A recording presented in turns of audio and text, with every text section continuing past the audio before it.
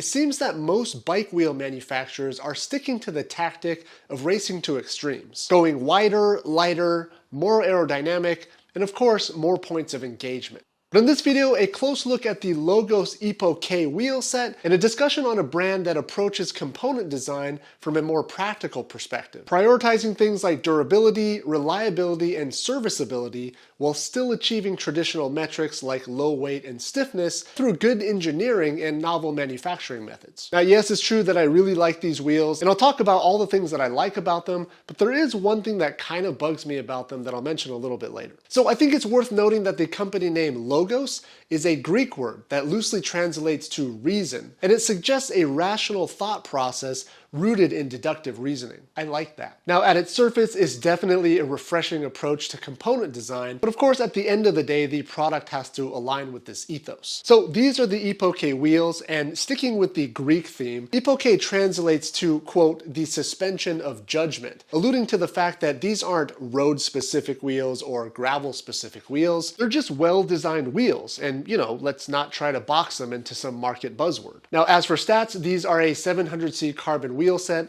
They're 30 millimeters deep, and they have a 24 millimeter internal rim width, and they weigh in at 1,365 grams for the pair, which is incredibly light for a $1,200 carbon wheel set. Now, they are advertised as a road, cross, gravel, and adventure wheel set, which certainly aligns with the Epoche name, but I totally get that this can raise some eyebrows since we're also accustomed to being sold discipline-specific gear. So personally, I was more curious as to what makes this particular wheel set so versatile, and the more I looked into it, the more it all started to make sense. Now, Logos went with a 24 millimeter inner rim width because it'll support basically as wide a tire as you'd ever run on a gravel or adventure bike. The company claims it'll handle a 54 millimeter knobby just fine. But at the other end of the spectrum, it's also designed around a 30 millimeter road slick, meaning you can comfortably run a 28, 30, or even 32 millimeter road tire, which truthfully is where most modern road bikes currently sit in 2023. So it's not the widest rim out there, but it's thoughtfully optimized for a very wide range of tires,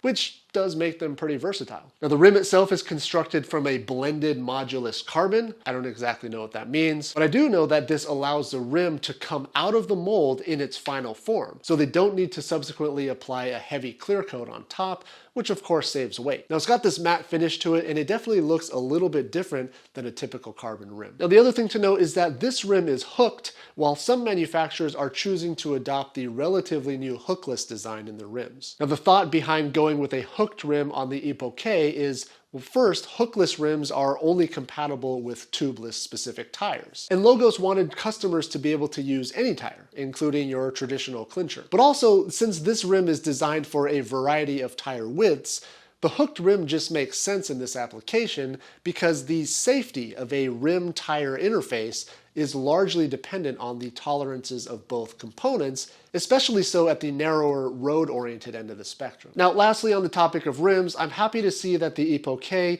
uses an asymmetric rim profile, meaning that the spoke holes are drilled off-center, which allows for more balanced bracing angles between the drive and the non-drive side spokes. I've got a whole explainer video on asymmetric rims down in the description if you're interested. Okay, so moving on to the hubs. Now, this is a big one because, as you may know, the DT Swiss Star Ratchet Free Hub design patent recently expired, which opened the door for knowledgeable wheel manufacturers to adopt this free hub design, which is arguably a better design than the traditional pawl-based ratchet system, which can be prone to failure, and I'll be the first to admit that I've lost pawls on several occasions because the damn things are spring-loaded and they fall out super easily. Now, the Star Ratchet Free Hub design, on the other hand, has a track record of being pretty bomb-proof due to its simplicity. You basically just have two ratchet rings that are pressed against each other, and the engagement is much more reliable since it's not just a few pawls doing all the work. Now, because this is an open standard design now, you can easily get replacement parts and rebuild the free hub yourself with minimal specialty tools. You basically just need one tool that's specific to this hub design. Now, you can also replace these star ratchet rings with up to a 54-tooth version for that really buzzy sound and fast engagement. But again, this is an instance where Logos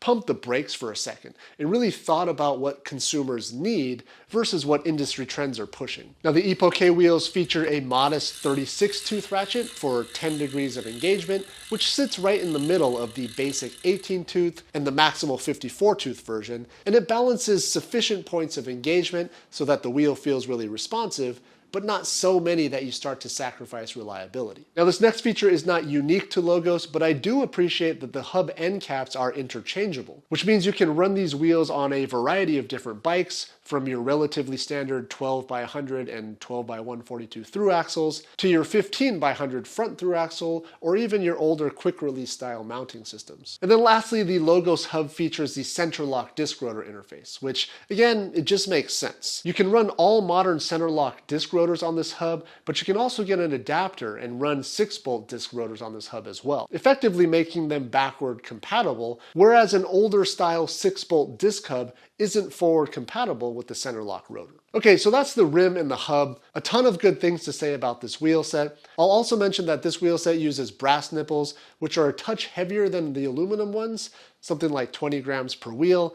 But the brass nipples are so much more reliable than aluminum nipples that have a tendency to seize and are easily rounded off, which makes long-term serviceability a little bit more challenging. I also like how the nipples are exposed. I know what that sounds like, but that's just what it's called. It just means that truing the wheels and maintaining spoke tension is really easy, whereas some wheels conceal the nipple within the rim for some ridiculous marginal aero gain. I also like the use of bladed pilar wing spokes, not for the purported aero benefit, but because it makes it easy to hold the spoke in place when truing or tensioning. And because they're not perfectly round, it makes it really easy to prevent spoke windup, which is pretty common with round spokes and can negatively affect their performance. All right, now I realize that's a ton of talking and reasoning, but I do think it should be highlighted when a company goes out of their way to design products based primarily on good engineering design and prioritizes reliability and serviceability over chasing the latest industry buzzwords. Now, I certainly appreciate the ethos of the company, but I should also at least briefly mention my on-bike experience with the wheels so far. And truthfully, it'll be really short because the wheels ride great. Now, I've had these wheels on the new Blackheart all-road build that I've recently put together,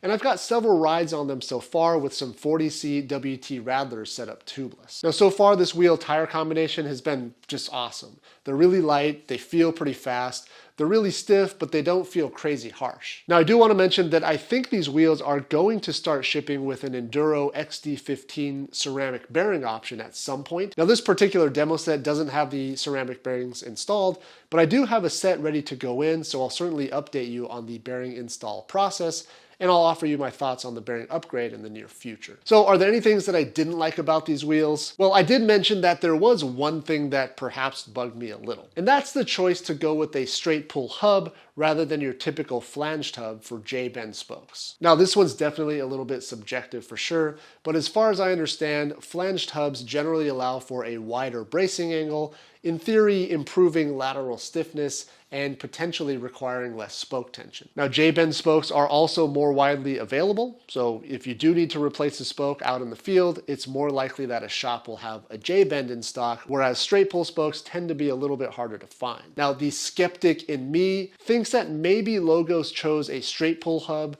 because the wheel building process is much more streamlined and likely less expensive, but I could be totally wrong. Now, I do know that straight pull spokes offer a longer fatigue life than an equivalent J-bend spoke, and I also appreciate that the Logos hub design is such that the drive and non-drive side spokes are the same length for the front and the rear wheel. So there's actually only one size spoke you need for the entire wheel set. Now, that's actually pretty cool. So I guess the straight pull hub thing is a minor gripe, but on a wheel set that otherwise checks all the boxes for me, any negatives are definitely going to be pretty nitpicky. All right, well, that's going to do it for this one. Definitely check out the Logos website for more details on these wheels. They're doing a lot of good stuff right now, and as a technically minded person myself, it's a company that totally resonates with me. So I hope you'll check them out if you're interested. Now, I'll probably do a follow-up video on these wheels at some point, so definitely let us know down below if you have any questions. Thanks again for watching, and thanks for subscribing to the channel. If you haven't already, I'll see you next time.